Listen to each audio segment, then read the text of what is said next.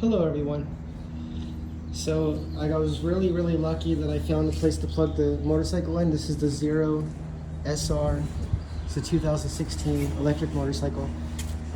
Some people just walked by and were saying how much they like it, and they were telling me to paint this black because they like my black helmet, and they said all black would look good, just black, everything black. So I'm gonna paint this black, I think, and then probably paint this black as well, like a matte black. And people often get black for, they paint their cars, they have them wrapped. They put a wrap on it, which is like a matte black. That's common as well. Or a color that's matte. But they also have paint that looks like that, right? So I was really lucky to find a plug that works, that I can charge up the motorcycle, because I took a ride to the beach today, and I started riding a little bit faster. And when I ride faster, that makes the battery deplete quicker.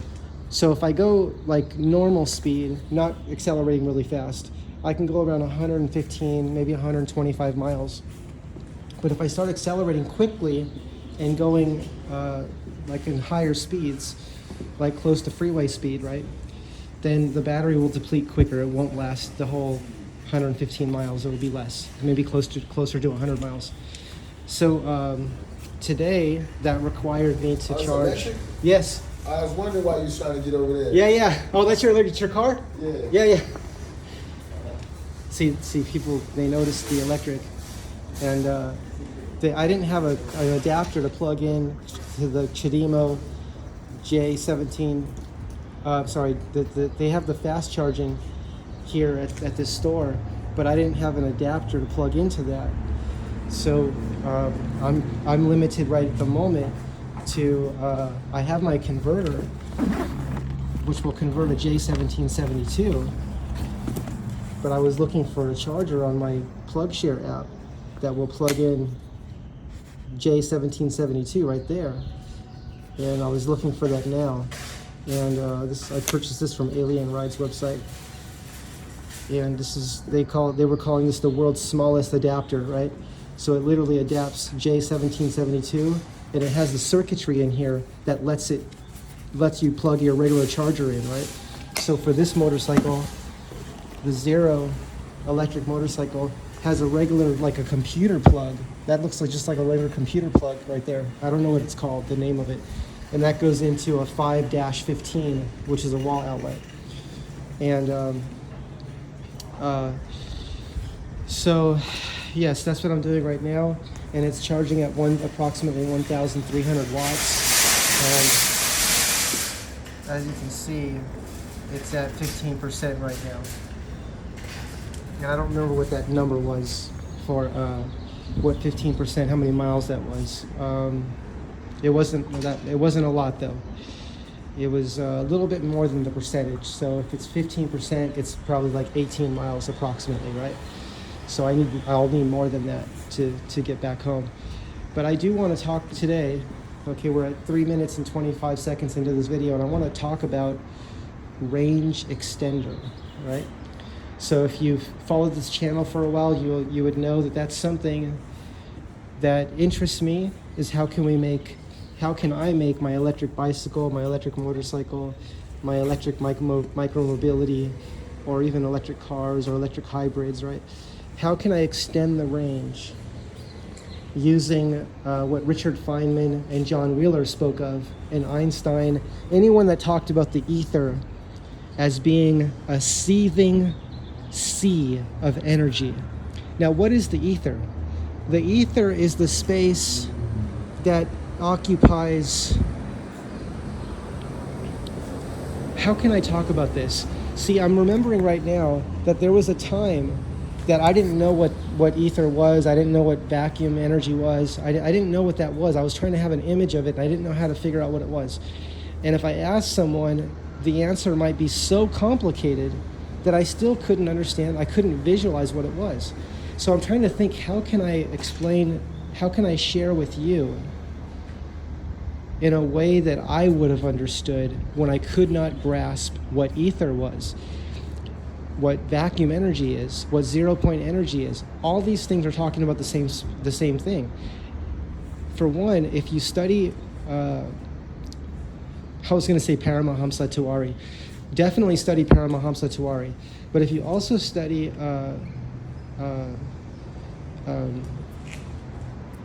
I'm thinking of the name right now, Nassim Haramein. Nassim Haramein, he's also watched the documentaries Thrive 1, Thrive 2. And Nassim Haramein is also talking about this infinite energy. Now, he uses his own words, and he uses words that he's studied. I'm just calling it infinite energy, but imagine the entire, this is how I see it, okay? I could be wrong, but that's okay. Imagine, this is how I see it though, this is how I see energy. Everything that you see in front of this screen, including myself and all the material that makes up this video, right? That makes up what you see in this video, is made up of electrons. That's how I see it, right? Now we could look in physics and science and say, oh, but there's all these other names of things, right? There's all these other things too. It's not just electrons. But my understanding is that the electron, and Paramahamsa Tiwari also talked about this, that electrons are, this is kind of how I see them, is that they're like bricks, right? Like imagine a brick wall or a house made of bricks, right? A house made of bricks. I see electrons there. I see a universe made up of electrons, right? So the universe is like the house, in a way. That's the analogy, right? It's like the house that's made of bricks, except it's made of electrons. And bricks are all made of electrons too, right? So are there different kind of electrons? What's the difference between an electron, the kind of electron that makes up bricks, and the kind of electrons that make up the human body, right? When we go down that far, when we go all the way down to the energy, what's the difference? Now here's something I've been thinking about, because there's an idea. First of all, what is sustaining the electrons? What keeps them going? I think what's happening is, this is just how I see it, I'm not sure I'm correct in this, but it looks to me like the electrons are being replenished by the 0 point field, by the vacuum energy, by the energy that is in space everywhere. Okay, so when we think of vacuum, 0 point energy, the ether, the field, it's called so many things, but we're all talking about the same thing. You know, maybe some people are talking about something different, I don't know. But my understanding is we're talking about the same thing. That's my understanding. And we're talking about, some people call it a violent energetic field. Violent energy. Now, when I say that, it doesn't mean it's harming us. It's just there. Some people say it's sleeping, it's waiting to be woken up, right? But it's always keeping the electrons charged, right? And if it's always keeping the electrons charged, then here's a question for you. What's my battery doing, right? What am I doing right now when I plugged it into the wall? Is the energy coming from that wall, right? Is the energy going from the wall into the battery? Is the energy coming from the ground wire, which is part of the plug, right? The ground's in there. What's happening to the battery? This is a question I have. What's happening to the battery when I charge it, right? And how is that different, and how is it similar to what vacuum energy, 0 point energy, ether energy already does to the electron to sustain the electron? And what would I need to do to the electron, if I say it that way? What would I need to do to the electron so that the electron can charge my battery without plugging it into the wall, or by using less energy from the wall, right? By using less energy. Isn't that interesting to think about that? I want to tell you something about being here in existence. That's a beautiful thing. It's so beautiful to be here. I could not be happier and more grateful to be here with all of you, to be able to share my thoughts in videos, to invite you, and to encourage you to keep learning without end. My teachers, I already knew this long before my teacher said it, but my teachers encouraged it, said that anything that we can imagine is possible. Okay? I don't know if all teachers say that, but if you already know that intuitively, maybe that's when the teachers say it, right? Maybe the teachers say, oh, yes, we're going to encourage where you're already going. So keep going. And they say, yes, you're on the right path. Keep going. You're doing good. You know, isn't that what teaching is? To lead forth or to bring out something which is potentially present, right? That's one of the descriptions of what education is, right?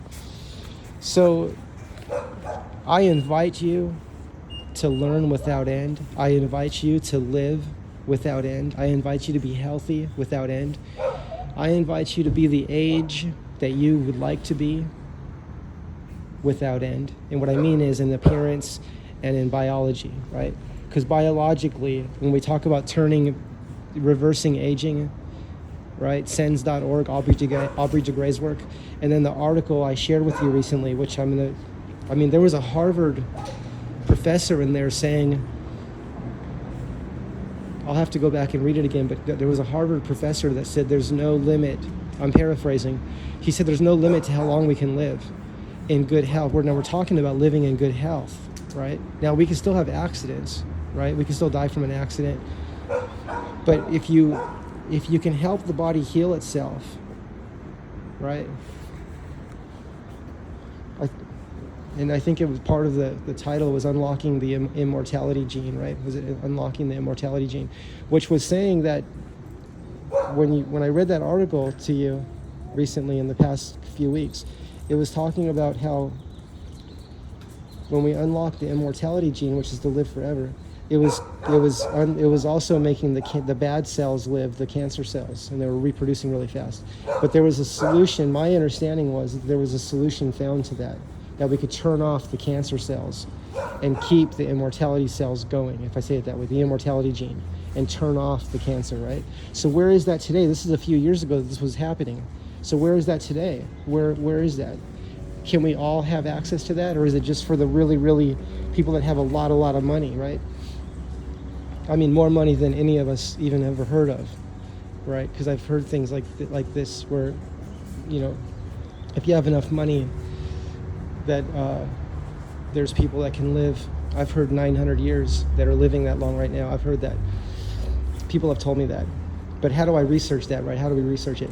Now, the research I'm talking about more recently right now that I shared in the past few weeks, we all have access to that research, right? So we can all look that up. So I'm going to make lots of videos about that. So look that video up, Unlocking the Immortality Gene. I think that's part of the title, Unlocking the Immortality Gene. I think that was part of the title of that video that was shared for educational purposes. And build on it. Make your own videos exploring where is that research now, what's being done now, right? And to keep going. Now, going back to the battery, going back to electrons, right? So are electrons going into my battery right now? Is that what the battery charger is doing? I have this has an onboard battery charger, right? Am I putting electrons from the wall into the motorcycle? Another way that I kind of imagine it, and I'm not saying I'm correct in this, but just a thought experiment, is it almost seems like I'm storing what I'm going to call magnetic energy, right? Magnetic energy. Like there's a magnetic potential, an anti-gravitational force that is stored in batteries that is sent to the motor, which is also an anti-gravitational event, right? Don Smith said that an electric motor running is a anti-gravitational event. And I'm paraphrasing, so please research that yourself and learn the exact words he used, and also consider what you understand him to be saying and to mean. But so are we storing magnetic energy potential? And then the controller translates that potential into energy that gets delivered to the motor to make it move. And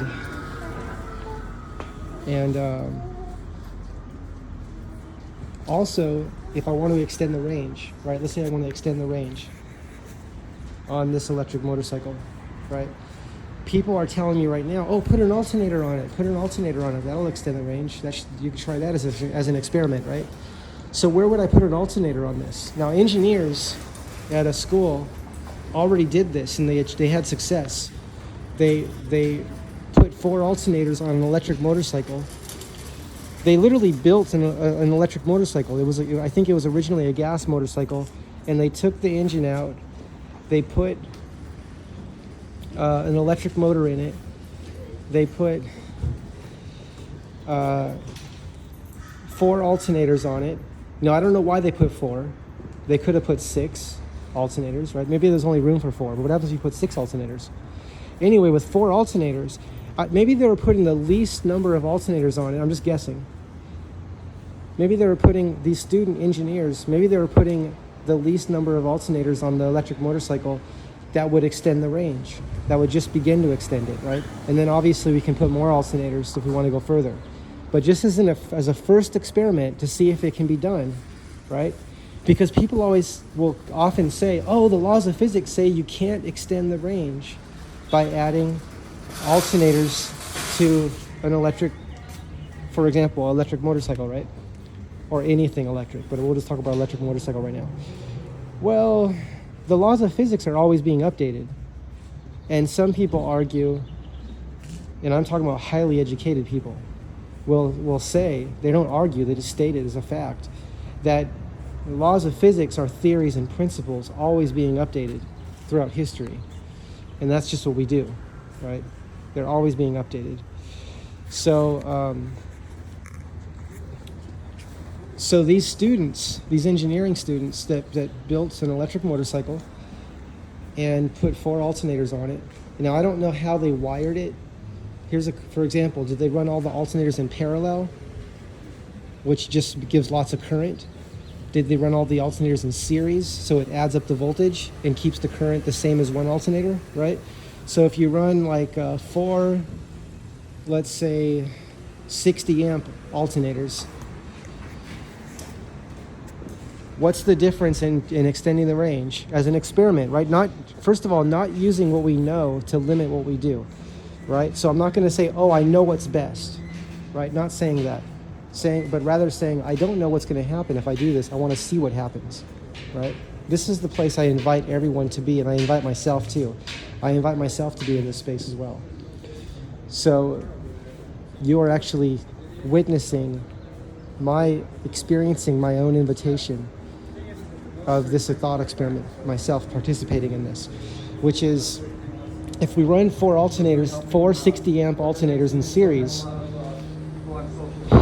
whatever the voltage of one alternator, we add it up 4 times. But the current, the amps, will be the same as one alternator. That's what happens when we wire the alternators in series, right? So we'll have 60 amps, and if each alternator produces, now let's say we take the voltage regulators out of them, right? If we took the voltage regulators out and let the voltage climb, a lot of my research has there's a large body of research that indicates that high voltage, charging a battery at high voltage is different than charging it at the voltage, like if we charge it 1 volt above or let's say we set it right at the full voltage, right? So this battery is fully charged at 115 volts. So if I charge it at 115 volts versus, what if I charged it at, I don't actually know when I'm saying this right now, I don't totally understand what I'm saying. This is the thought experiment, okay? So please don't do this.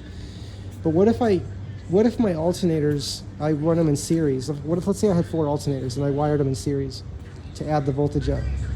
And then I charge that battery, that 115 volt battery, but I run those 4 alternators with no voltage regulators. So the voltage coming out of the alternators, let's say it's a couple hundred volts, like 300 volts. And let's say because they're in series, that's 300 volts at 60 amps. And if I charge this battery at that power, first of all, I have to make sure I don't burn out the battery management system, right? That's one thing. So I can't burn out the battery management system. Can I bypass the battery management system? Now, first of all, we're dealing with lithium batteries here. So first of all, this is a very dangerous experiment to even be thinking about. But this is only in thought right now. This is a thought experiment, and I'm not doing any of this at this time. Okay. But it would be interesting to know what's the difference as long as I don't overcharge the battery, meaning as long as the voltage, when I stop charging it, never rests above 115 volts, right? As long as it never rests above that, but as long as it stays below 115 volts. I would want it to be closer to like 100 volts, not even getting close to 115 volts, right? If I was using a lot of power to charge the battery, I would not want to charge it even close to its full power because I don't want to damage it. I don't want to risk damaging the battery. So, but now let's go back and say, what happens if I run one alternator on this motorcycle and I disconnect the voltage regulator on it, and I didn't want to cut down any of the bars. And I just let it run into the battery, right? Straight into the battery. DC, it has to be DC though. So it has to have a polarity. It has to be a plus and a minus, right? Because that's what the battery is. The battery's DC, direct current. So, and then am I storing that energy from the alternator? Now, where's the alternator getting its energy from? My understanding is the alternator is getting its energy from the environment, which is where all generators, alternators, anytime you move magnets next to a coil, my understanding is that those coils, I don't know if we call it the magnet or the field that the coils cross when you pass magnets and coils close to one another. That field is interacting with the copper. And that field, I see it as storing the field. We're storing that, I don't know if we call it a moment, like I guess we can call it electric gravity, electrogravitic moment in the form of a pulse, right? These pulses, right? So if I have an alternator spinning, it's going to be pulsing AC, an alternator, right?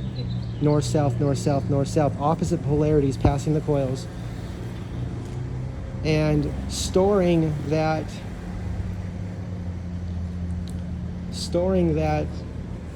energy, if I call it that, I'll call it energy for now, in the battery to be utilized, right? So batteries are like storage tanks. Now what else is like a storage tank? Is an electron a storage tank? It sounds like it is, doesn't it? I mean, I've heard of people talking about orbitals, electron orbits. I'm not sure if I'm saying that correctly. But, I mean, if I'm putting electrons in my battery, am I putting electrons in the battery? Or am I changing the orbits,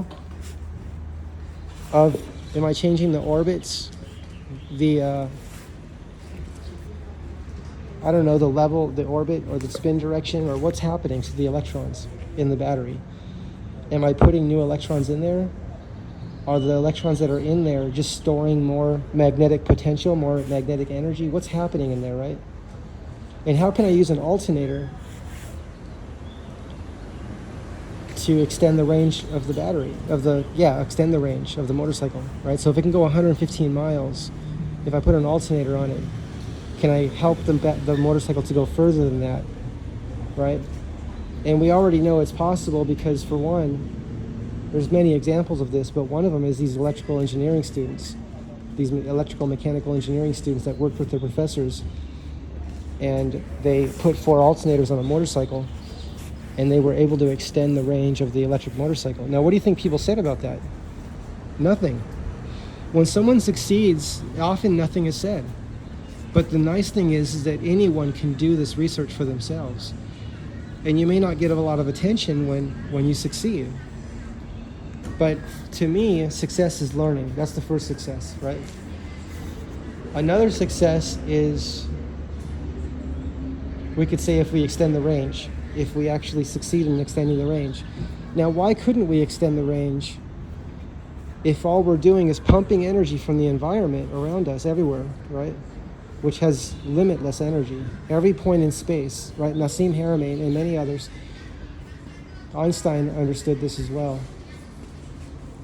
says there's infinite energy at every point in space, and there's infinite points in space, right? So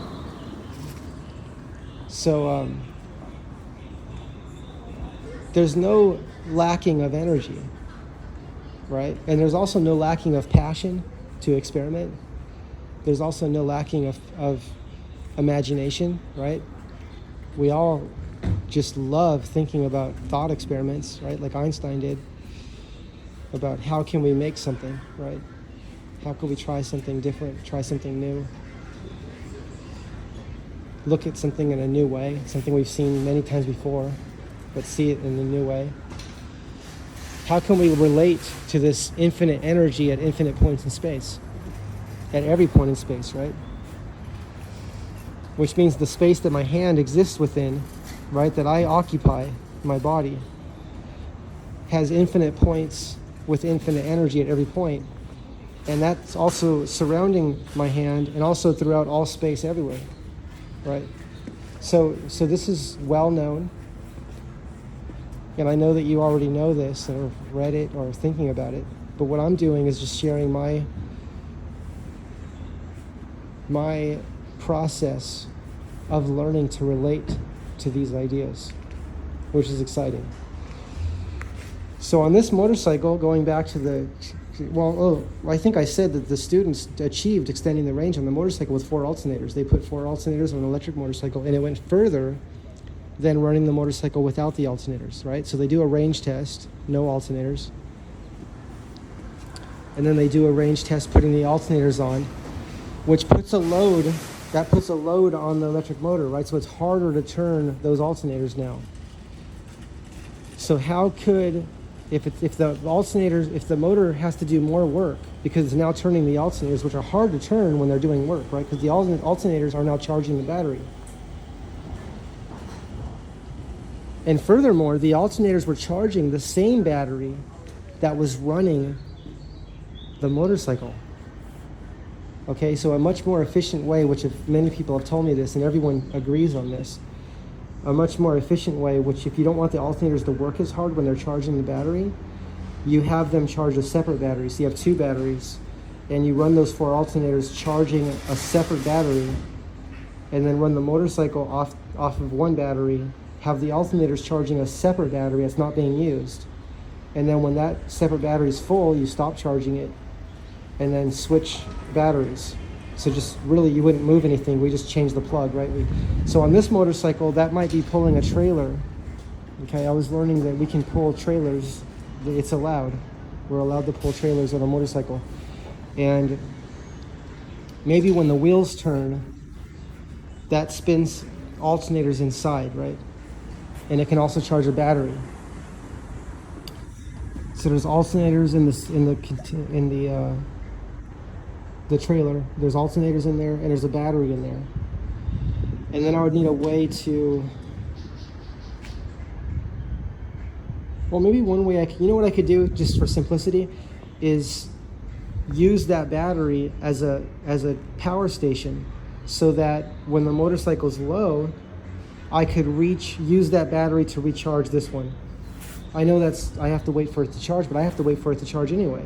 This way I'm bringing the energy with me, right?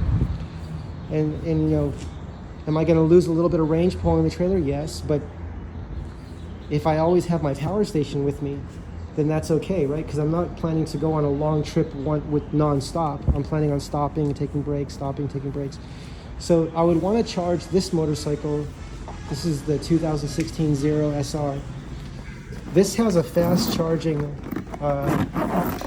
so just while we've been talking, we're at 31%. And that's on the slow charger. That's on the 1,300 watt charger, which is slow. That's considered slow charging. There's a charger in the back. There's a plug in the back. Let's see if I can find it right there. Right above the motor right there. I'll point to it. Right there. there's a plug there. It's covered up, and that plug can take.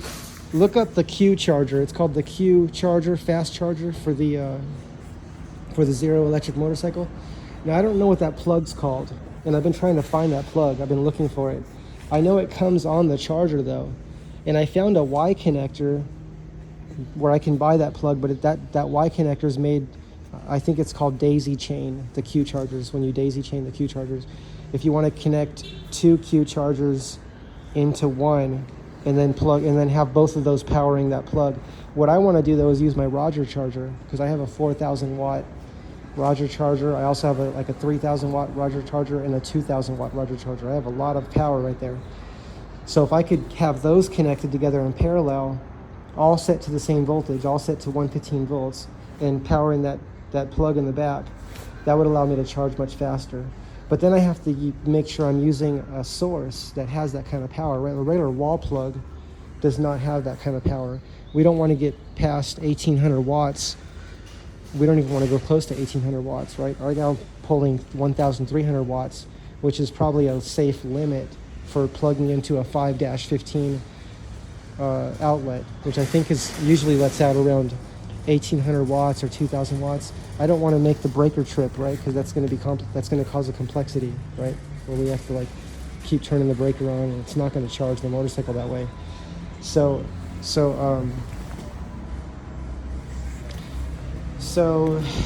But if I can use that plug in the back, so we can usually run 4 Q chargers. If I understood correctly, we could have 4 Q chargers plugged into the back.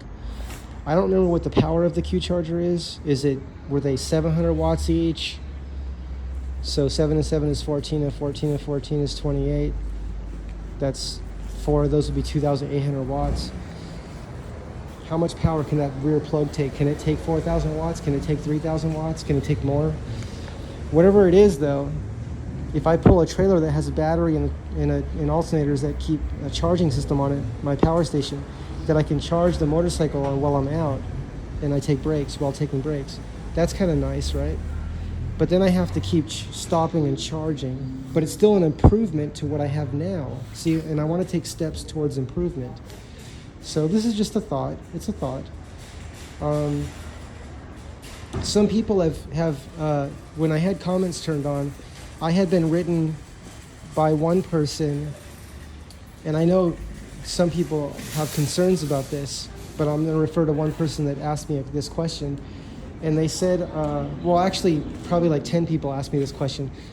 Is because there's so much what I'll call paranoia and conspiracy ideas and stuff like this, some people are like, well, I have this, let's say they have some kind of something they made, whether it be a magnet motor or some kind of, I'll just call it a free energy generator, right? Which is something that allows for greater efficiency, right? Kind of like the students achieved, right? Students are always doing this. That's where a lot of change comes from, by the way, through students. But the important thing that's important to note is that your theories have to be shared publicly in order that the vast majority of people have access to understanding these ideas. You don't have to share your patent in the thing that you want to sell, but the foundational theories of what's actually happening, where the energy's coming from, all that stuff, that needs to be understood by everyone. Otherwise, people are just going to think it's not real or it can't be done, right? Or they're just going to think, the imagination likes to make up stories as to why we can't have something. So going back to what someone was asking me, they were saying, look, I have this magnet motor I made, but I don't know where to share it. I don't know how I should share it, or, I don't know. And they wanted to share it. And all I could say to them was, that's just something they have to choose for themselves. I can't say, do this or that. I can't tell someone what to do, But they were enjoying using their magnet motor. They were enjoying it. And maybe that's all they needed, if they didn't feel a need to share it. Now, if they want to share it and that's important to them, then they could make videos and share their discovery, right? But all I said was, that's just a choice that they have to make for themselves. I can't say you should or should not do something, right? I can't tell someone that. I just don't. why would I tell someone what to do? That doesn't make sense to me, you know? I wouldn't want someone telling me what to do. Like, Joseph, you have to do this. You can't do this, you can't do that. Telling me what I can and can't do, right? Now, if it's for my protection, like if I'm gonna do something that's dangerous, technology, like a technical experiment, then what I would be interested in is how can I do the experiment in a safe way, right? But I still want to do the experiment. I still want to do it. As has been written many times, the experiment must be done, right? It must be done. So we're at 34% now. And it's telling us this will be fully charged in 4 hours and 19 minutes. See that, 4:19? That means that is the time that it takes to fully charge it from where it is now while putting in 1,300 watts. Now, if I was putting in twice that power, that would reduce the charge time by half, right? So if I was putting in 13 and 13 is 26, so 2,600 watts, then it would only take 2 hours to charge, right? But how nice would it be, I'm just going to say this is a thought experiment, if the motorcycle could be charging itself while I'm riding it. Now, as a thought experiment right now at the moment, I'm going to think about how that could be done, right? We've talked about having a trailer that has, let's say, 4 alternators in it, and keeping batteries charged, or at least 1 alternator, but maybe 4 is a better number, right? Multiple alternators, take out the voltage regulators, charge those. Well, that's something everybody has to decide for themselves. How are you going to wire it? You're going to wire all the alternators in series, wire them all in parallel, wire 2 in series, and then 2 in parallel, so you have series parallel. I think there's a way of doing that. I might have to draw that out. But I know there's series parallel configurations. Well, with this motorcycle, I don't see a lot of room to add an alternator here at the moment. There's the belt there, right? There's the belt. Can I connect an alternator to that path somehow, right? That's one question I have. And where is there a space for it, right? Could it go right in here? Could it go in here, one alternator?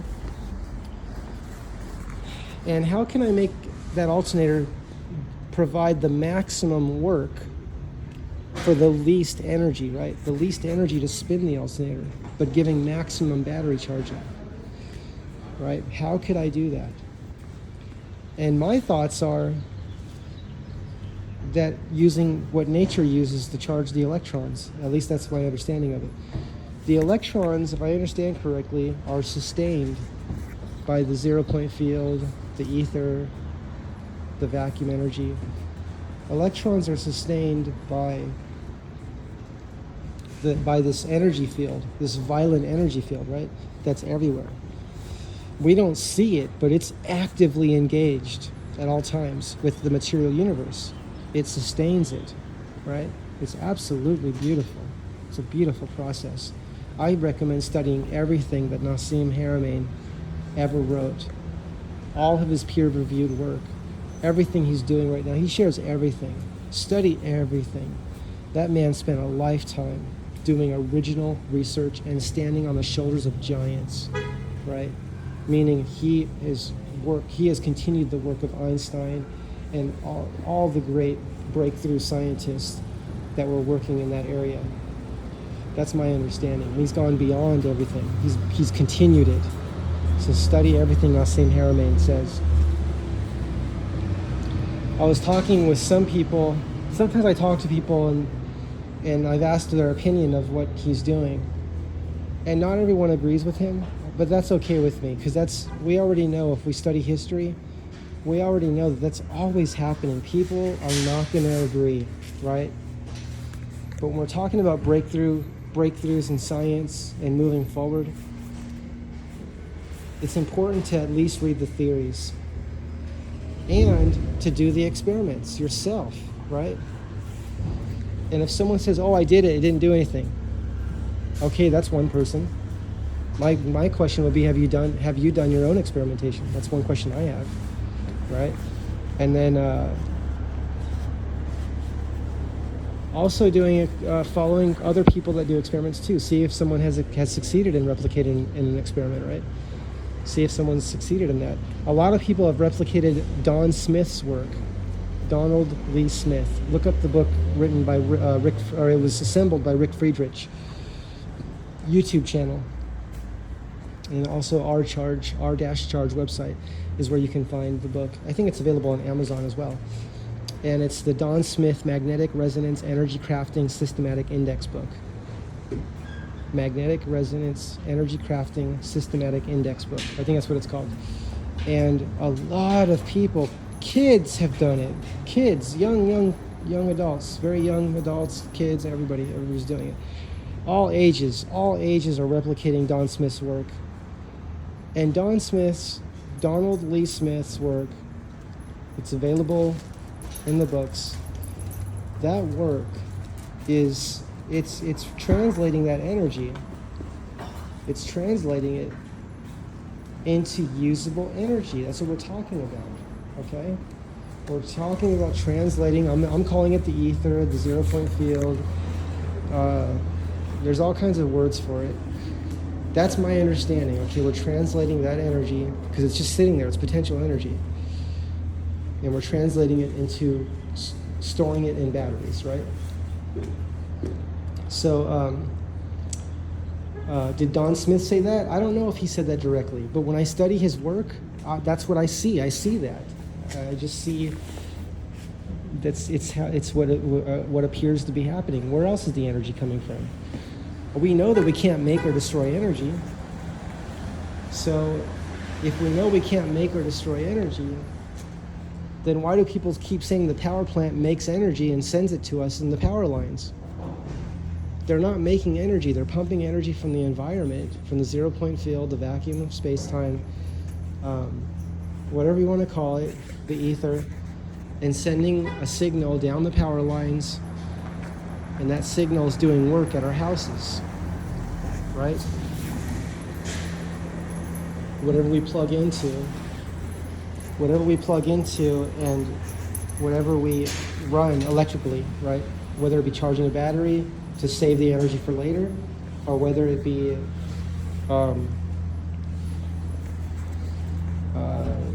so whether it be charging a battery and saving that, storing that energy for later, or whether it be using it right away to just do work, like running some electric motor or something, right? So this is the idea that I'm thinking about right now. Oh, and by the way, everyone agrees that we can do range extension, okay? Range extender is 100% completely accepted. If you watch the series Energy from the Vacuum, I think John Bedini was saying that if you make something that's over unity, where it puts out more energy than it takes to run it, that no one's even going to look at it unless it's like, I think almost 300% efficient, like more efficient. And then people will be interested in buying it. I don't know though. I don't know how that works, you know. To me, I'm just interested in any like if I can go a few more miles on my motorcycle, I'll be happy, and I want to keep improving on that. And that's my thoughts, you know. Like, how much can I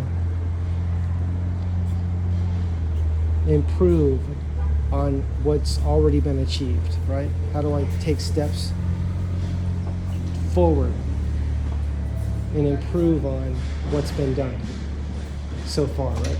So what's been done so far with this electric motorcycle is approximately 115 miles of range at full charge, right? It's at 37% charge right now. Approximately 115 miles of range at full charge, and that's with a 13 kilowatt battery, 13,000 watt hours. So that means, what that means is that we could draw from the battery 13,000 watts for 1 hour, okay? So imagine 13,000 watts for 1 hour. And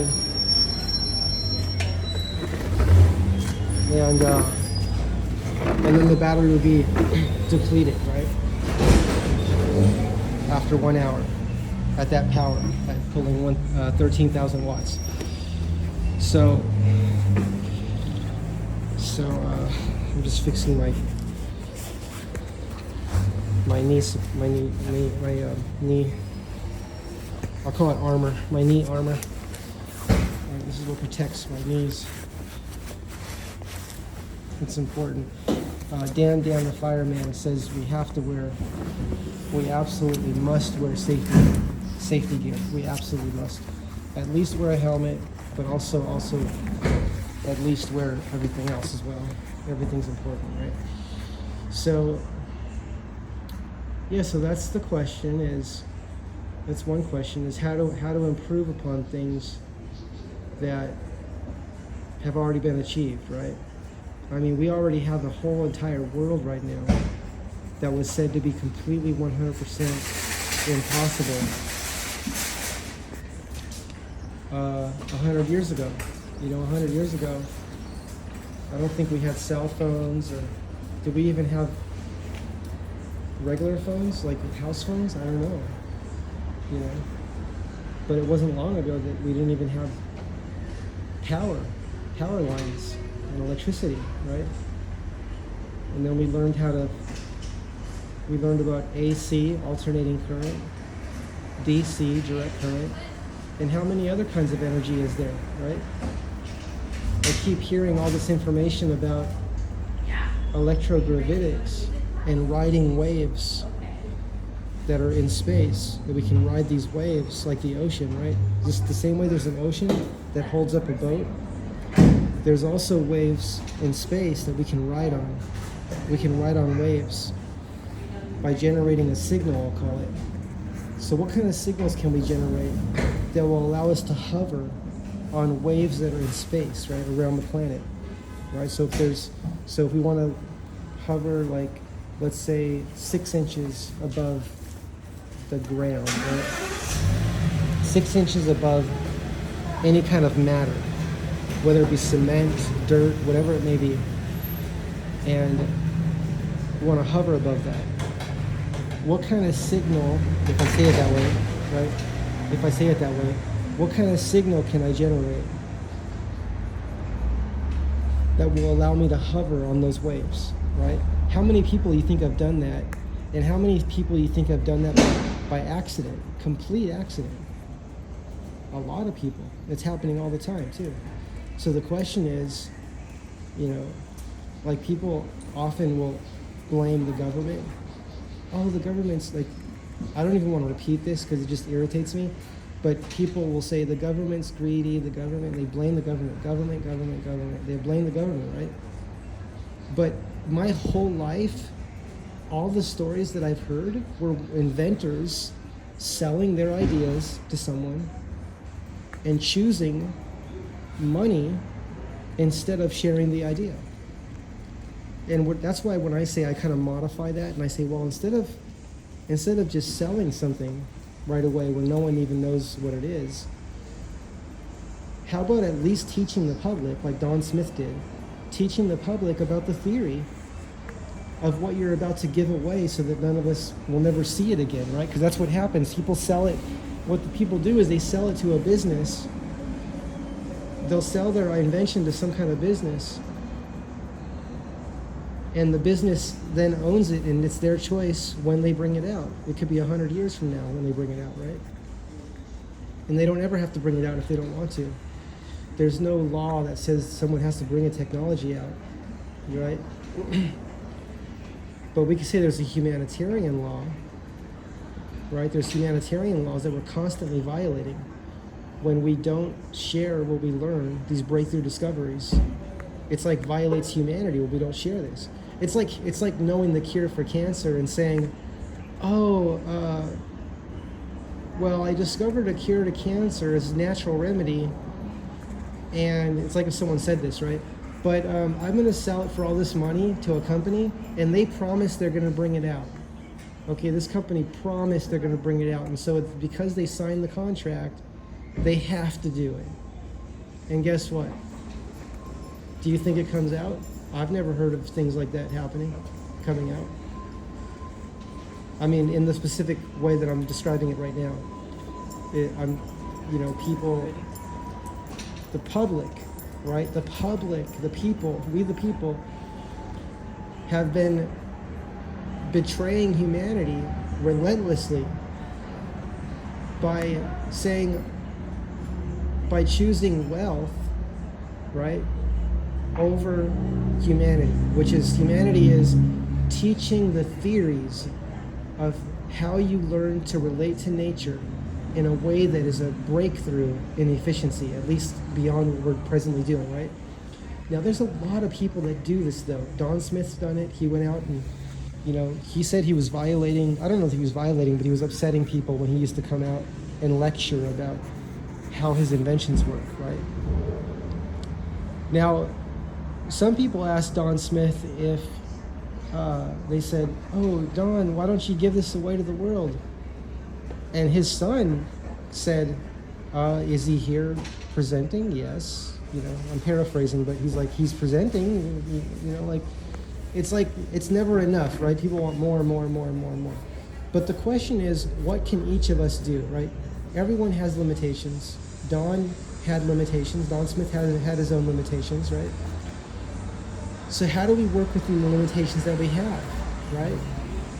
Is that what Rick Friedrich is doing? Is he working within limitations that he has? I think he is. He sells products. Rick Friedrich sells products that allow people to educate themselves, that allow people to introduce themselves to new ways of doing things. And I think Rick Friedrich is doing everything he can. And I would say, instead of, let's say someone wants to tell Rick, well, you're not doing enough, right? If someone wanted to say that to him. I've never heard someone say that to Rick, though. But if someone thought that, what I would invite someone to do is maybe ask themselves, what more can that person do with their life, that individual having these thoughts, right? Like I asked myself this, what more can I do, right? I'm making a video right now, I'm sharing my thoughts with you. I'm saying, what can we do, not what can't we do. There's people that walk around all day, every day going, we can't do all this stuff, look, and it's like a treasure chest, right?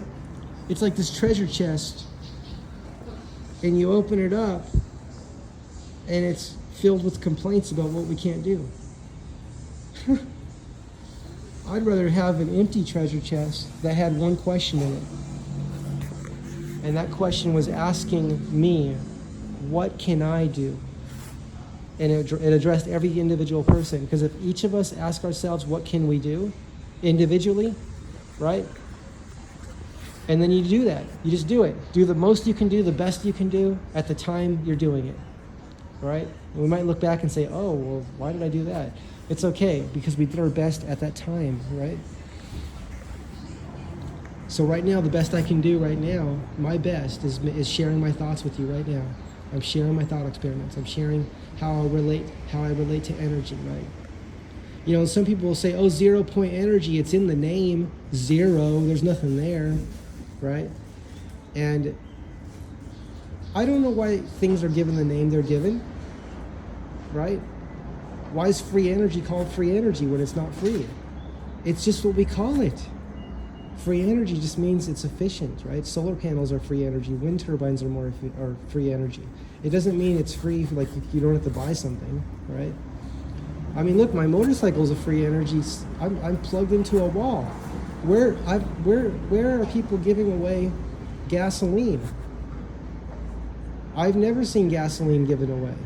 But I could plug my motorcycle into thousands of free chargers, right? Whole Foods has free chargers there, the J1772 plug, right? There's even fast chargers, the Chidemo, the fast chargers. A lot of those are free, right? Now there's also ones that we have to pay too. Okay, so those exist, yeah. But does it cost less than gasoline? Yes, especially if you charge at home. Some people get upset because they say, oh, well, some of the places that sell the electricity for the electric vehicle charging are charging a lot. And they may be charging a lot comparatively, like compared to your house rates, like what you pay at home, especially if you have solar, which just basically makes the bill almost zero or makes it in the negative sometimes, right? Where it's actually no bill because you're capturing the sunlight energy, right? And putting it back into the grid. Isn't that great? Strengthening the grid. But when you compare even the high rates of charging to gasoline prices, I think it's always lower. That's my understanding. I haven't calculated all the rates. I don't know what all the rates are for electric vehicle charging. But I just know that there's a lot of free chargers. And I think that's to promote, I think it's to help promote electric transportation, right? Which really is a win-win. It's a win-win situation because electric transportation is more efficient. Some people of extremely high education have said that gasoline-powered vehicles, no matter what it is, are about 10% efficient at taking the energy and using the energy and fuel to move the automobile. And that means 90%, right?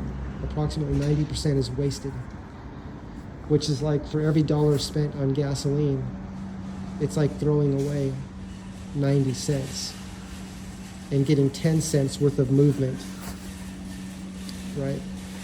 So, with an electric motorcycle like this motorcycle, which takes approximately 29 watts, 29 watt hours per mile, right? 29 watt hours. That means I use 29 watts, but instead of in an hour, it uses it in a mile. It uses 29 watt hours. That's a measure of energy, right? 29 watt hours to go 1 mile, right? So that's pretty good. That's pretty efficient. That's very efficient. So now, when we buy electricity, let's say we spend $1, right? More than 90 cents goes to moving the electric motorcycle or electric vehicle or whatever it is that we have, right? And only about 10 cents is lost to friction, heat, and waste, or less, because there's even, the efficiency of electric it's really unlimited, right? Because we're dealing with an electric universe. See, when we're dealing with electricity, we're speaking nature's language, right? When we're dealing with combustion, that is very inefficient. It's very inefficient, right? There's a lot of ways that can be talked about, but just look up thermal inefficiency of the internal combustion engine. If you look that up on Google, you'll see lots of information on that. Lots and lots and lots of information. So, what else? Okay, I think I'm going to wrap this video up. Thank you all for visiting today. And I'll make more videos sharing my thoughts and thought experiments. And all I want to say is, if you ever catch yourself, this is what I do, I'm just talking about my own experience. If I ever see myself thinking negatively, or someone's being negative around me, I always ask myself, what can I do? Well, the first thing I could do is get away from people that are being negative, right? Because I don't enjoy that, right? I don't enjoy conspiracy theories. I don't enjoy negativity. I enjoy positivity, optimism, and what can I do now? What can I do? And that doesn't exclude planning. There can be plans, goals, right? But it's always the question, how can I surround myself with positivity, with optimism? How can I create? And just enjoying that process and sharing it with you. That's what I enjoy doing. Okay, everyone, until next time, we'll see you in the next video. Bye. See you next time.